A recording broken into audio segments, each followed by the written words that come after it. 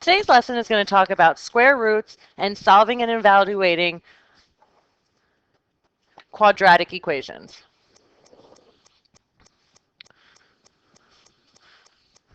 So the first thing we're going to do is we're going to talk about some symbols that we will see when we're dealing with square roots. Of course, some of these are going to be a review as we worked with some of these square roots when we were simplifying radical expressions. So, okay, the first thing, that's the radical sign. We all know that, I hope. If not, now we do. And when we have the radical sign, we have a number inside. This number inside is called the radicand.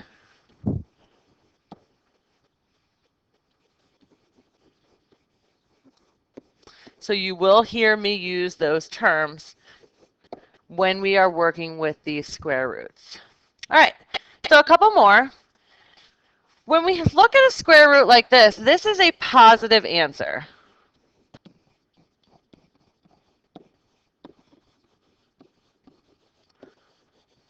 Because there's nothing here, but of course that just means that it's positive. You don't have to see a positive sign there.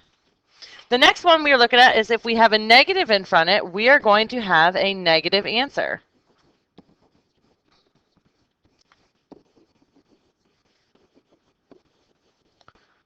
And the last one is if you see a positive and a negative together like this, that means you're going to have positive and negative answers. And this is going to make a little bit more sense when we start doing some examples.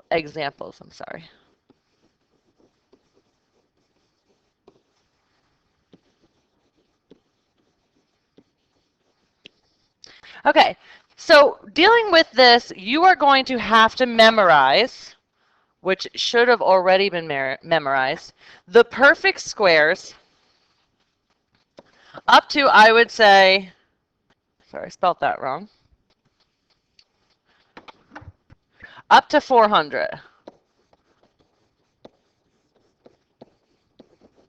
Of course, you can always take the time to put it through your calculator, but it doesn't hurt to have these numbers on the top of your head. So those are numbers, just a refresher, just getting a little background knowledge. Numbers whose square roots are integers.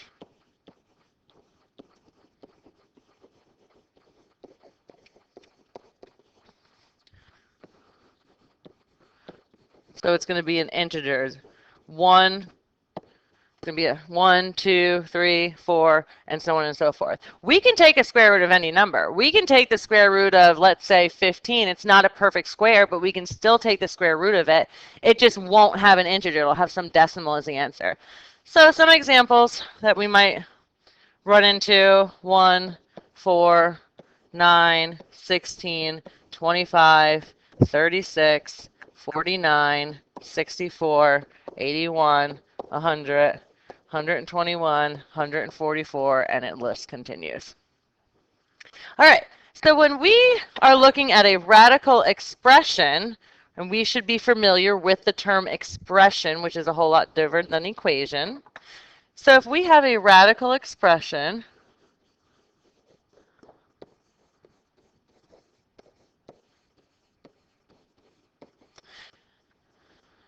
this is an expression involving a radical sign. You can pretty much determine that by the name.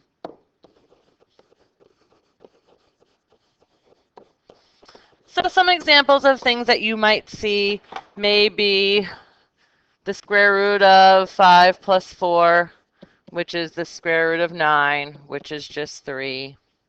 Or you might see something with a positive and negative in front of it. So we have, let's say, 45 minus 20. When you see, I'm going to put a little asterisk here, when you see a positive and negative in front, you will get two answers. You get two different answers.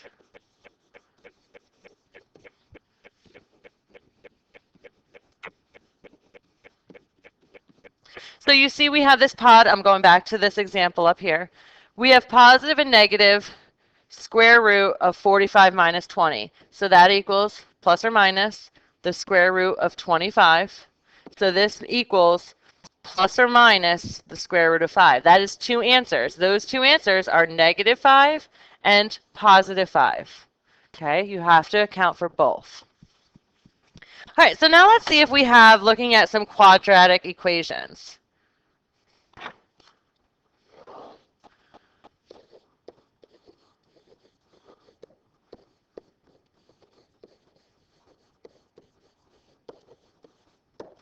So to solve, we're going to isolate the x squared term.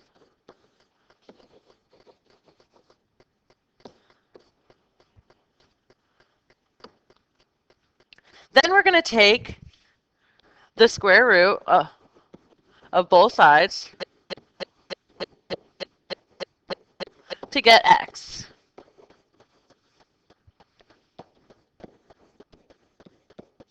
And you'll see this come into fruition when we start doing a couple examples. So you're going to have three possible outcomes.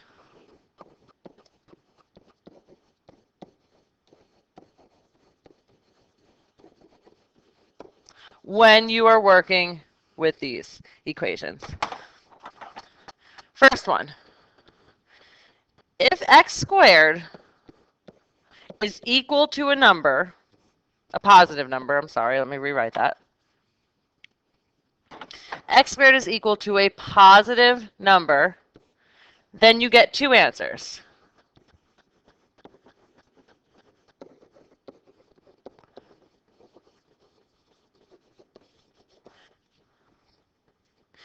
You're going to get a positive and a negative answer. That's the first outcome. The second outcome, if x squared is equal to 0, you will get x equals 0.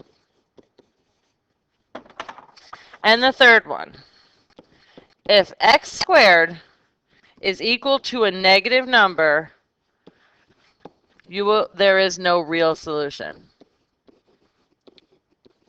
Now, I did mention that there are such things as imaginary numbers, but we do not go into that in algebra. So as far as you need to know, you're either going to have x squared equal to a positive number, you're going to get answers.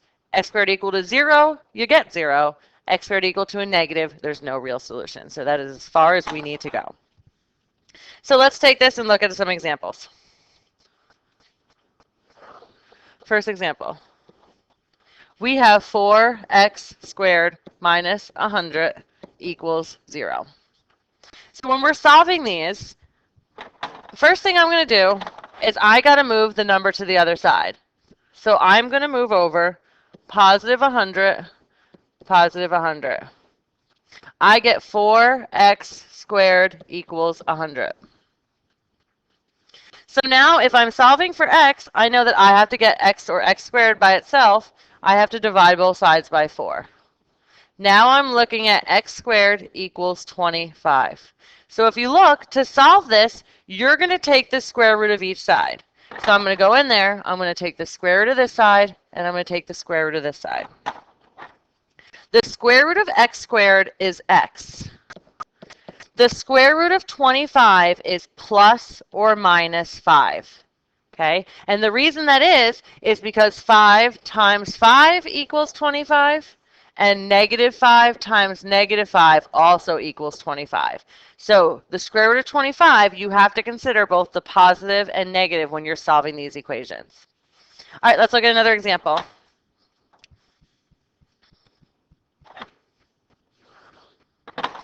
I have 4y squared equals 0. All right, well, the first thing we're going to do when you're solving is you have to get y by itself. So we're going to divide both sides by 4. Cancels. Y squared equals 0 divided by 4 is still 0. I'm going to come in and take the square root of both sides. And I get the square root of y squared is y. The square root of 0 is 0. So that was my second possible outcome when working with these.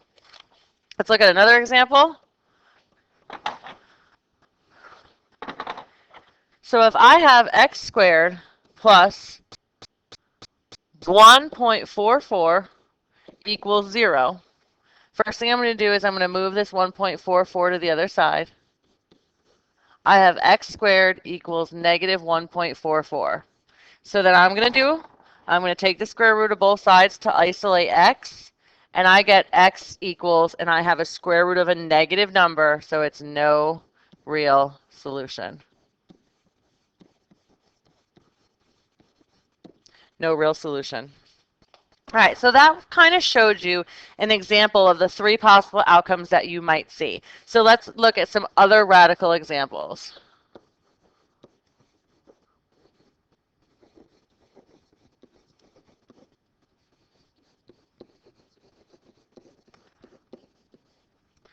All right, first thing is first. Let's say you have the square root of negative 36. Well, again, that's the square root of a negative number. So this has no real solution.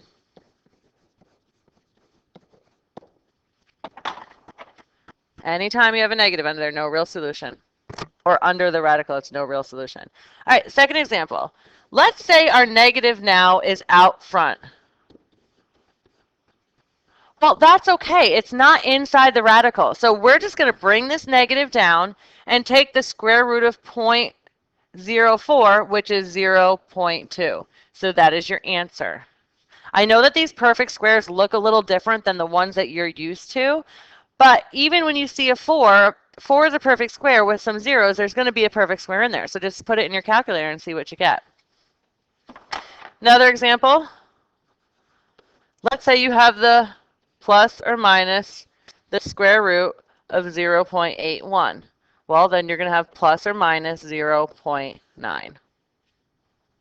All right, keep going.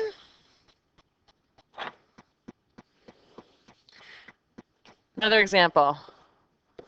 Well, let's say we have something a little bit more complex. We have to evaluate the square root of b squared minus 4ac, which is, you will later find out, is called the discriminant, if a equals 3, b equals negative 7, and c equals 6. So let's see. We're going to first plug it in. So I have the square root.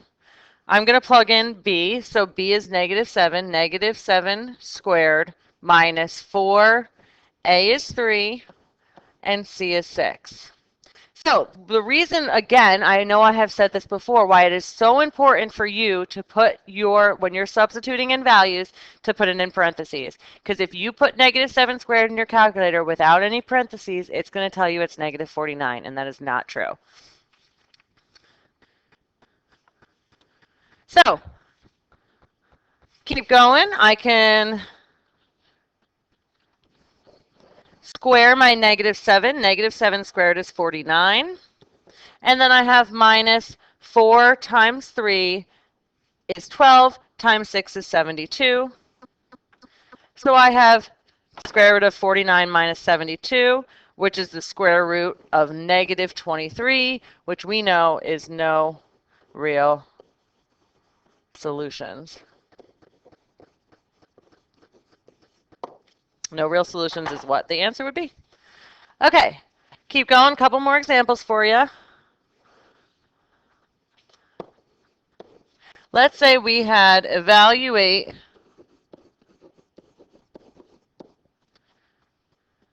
we're going to also round to the nearest hundredth.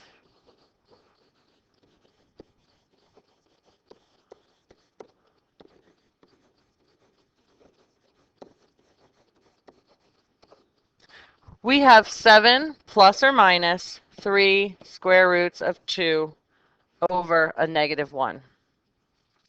This is going to give you two different answers. And the hint that you will notice, is this plus or minus in here? This gives you two different things. One is going to be 7 plus 3 square roots of 2 over negative 1. And the other one is going to be 7 minus 3 square roots of 2 over negative 1. These are going to yield two different answers. If you go ahead and put this in your calculator, this is going to equal a negative 11.24. And over here, this is going to equal a negative 2.76. Two completely different answers. And you have to be very careful when you're typing these things into the calculator to evaluate them. If you don't know how to use your calculator correctly, it's going to be detrimental to you. Because when you plug in these things, if you're not plugging them right, it's not going to give you the correct answer. So when you type this in your calculator, you have to be very specific with your parentheses. So this first one is going to be typed in. You have to open parentheses because this is going to, on the top, this is what you're going to divide all of this by negative 1. But you have to tell the calculator that the stuff in the parentheses happens first. This whole top is being divided by negative 1. So then you're going to do 7 plus 3 square root. When the square root opens, it's going to open a parenthesis in there. You need to put this in parentheses so it knows that all you're squaring is that 2. Same thing with the other example. 7 minus 3 square root, whatever you're squaring in parentheses, all divided by a negative 1. And enter. All right, well, we will work much more on this when I see you in class.